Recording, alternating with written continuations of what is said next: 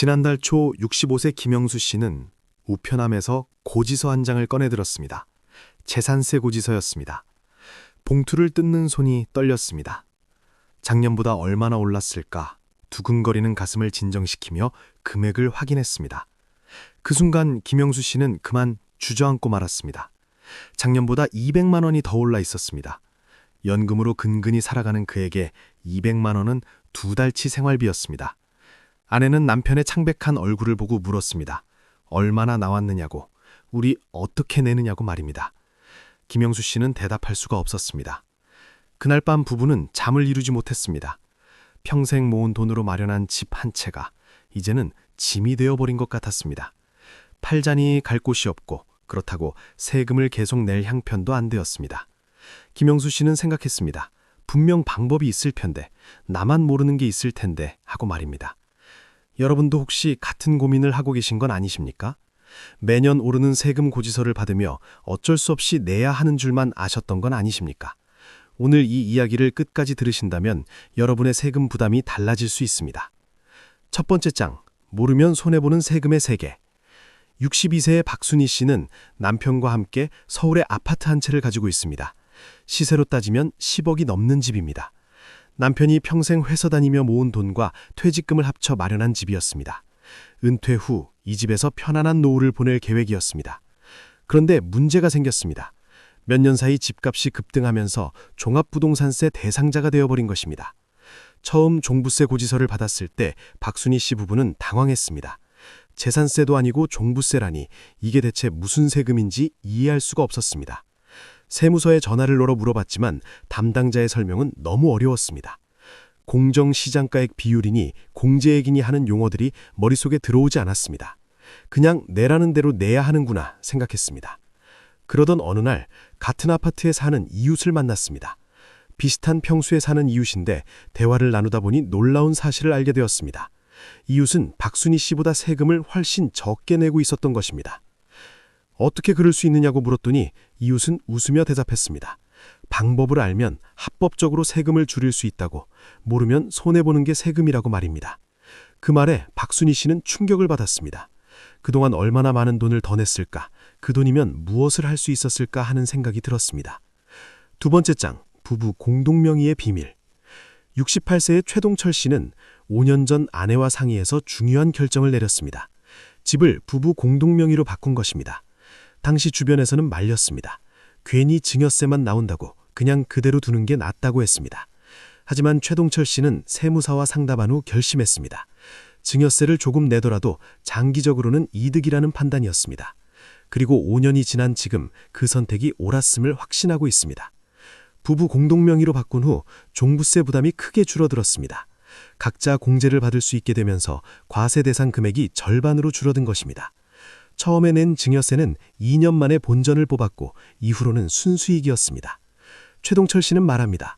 세금은 미리 준비하는 사람의 것이라고, 일이 터지고 나서 허둥대면 이미 늦다고 말입니다. 그는 주변 지인들에게도 같은 조언을 해줍니다. 아직 늦지 않았으니 지금이라도 알아보라고 말입니다. 갈등의 시작. 하지만 모든 사람이 최동철 씨처럼 결단력 있게 행동하는 건 아닙니다. 63세의 이정희 씨는 3년째 고민만 하고 있습니다. 세무사 상담도 받아봤고 주변 사람들의 조언도 들었습니다. 부부 공동명의가 유리하다는 걸 알고 있습니다. 그런데 실행에 옮기지 못하고 있습니다. 이유는 간단합니다.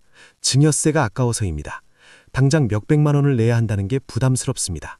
나중에 이득이라는 건 알지만 지금 당장 나가는 돈이 눈에 밟힙니다. 아내는 남편을 설득합니다. 지금 조금 손해보더라도 결국 이득이라고, 우리 살 날이 얼마나 남았느냐고 망설이냐고 말입니다. 하지만 이정희 씨는 결정을 내리지 못합니다. 매년 종부세 고지서를 받으면서도 여전히 망설이고 있습니다. 그러던 올해 여름 이정희 씨에게 결정적인 사건이 벌어졌습니다. 종부세 고지서를 받았는데 작년보다 300만 원이 더 올라 있었던 것입니다.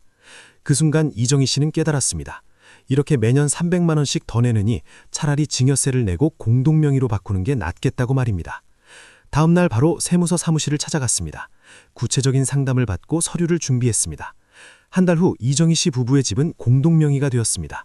증여세로 400만 원을 냈지만 후회는 없었습니다. 내년부터는 종부세가 절반 이하로 줄어들 테니까요. 이정희 씨는 남편에게 말했습니다. 당신 말을 진작 들을 걸 그랬다고 3년을 망설이며 얼마나 손해를 봤는지 모르겠다고 말입니다. 아내는 웃으며 대답했습니다. 그래도 이제라도 했으니 다행이라고 말입니다. 세 번째 장, 일시적 이주의 지혜. 70세의 장미자 할머니는 작년에 특별한 선택을 했습니다. 1년간 서울집을 비우고 지방에 있는 작은 집으로 이사를 간 것입니다. 주변 사람들은 이해하지 못했습니다. 왜 멀쩡한 집을 두고 불편한 시골로 가느냐고 물었습니다. 하지만 장미자 할머니에게는 계획이 있었습니다. 1년만 지방에 살면서 주민등록을 옮기면 서울집에 대한 종부세 부담을 줄일 수 있다는 사실을 알고 있었습니다. 일시적으로 불편하더라도 장기적으로는 큰 이득이었습니다. 실제로 1년 후 다시 서울로 돌아왔을 때 세금 고지서의 금액이 크게 줄어들어 있었습니다. 1년간의 불편함을 감수한 대가치고는 충분히 만족스러운 결과였습니다. 게다가 1년 동안 시골에서 지내면서 건강도 좋아졌고 스트레스도 줄어들었습니다. 장미자 할머니는 말합니다. 세금을 줄이는 방법은 생각보다 다양하다고, 자신의 상황에 맞는 방법을 찾으면 된다고 말입니다. 중요한 건 포기하지 않고 방법을 찾아보는 것이라고 강조합니다. 네 번째 장, 재산세 분납의 현명함. 66세의 정태수 씨는 매년 재산세 납부 시기만 되면 스트레스를 받았습니다. 한꺼번에 큰 돈이 나가니 생활비를 아껴야 했고 때로는 적금을 깨야 했습니다. 그런데 작년에 우연히 알게 된 사실이 있었습니다. 재산세를 한 번에 내지 않고 나눠서 낼 수 있다는 것입니다. 세무사에게 물어보니 일정 금액 이상이면 분납이 가능하다고 했습니다. 정태수 씨는 바로 신청했습니다.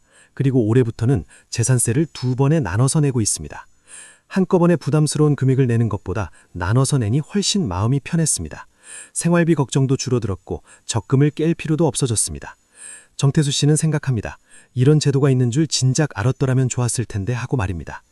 그는 경로당에서 만나는 친구들에게도 이 방법을 알려줍니다. 많은 노인들이 재산세 납부 때문에 스트레스를 받는다는 걸 알기 때문입니다. 친구들은 감사합니다. 자신들도 몰랐던 정보라며 당장 신청하겠다고 말입니다. 다섯 번째 장, 고령자 세액공제의 발견.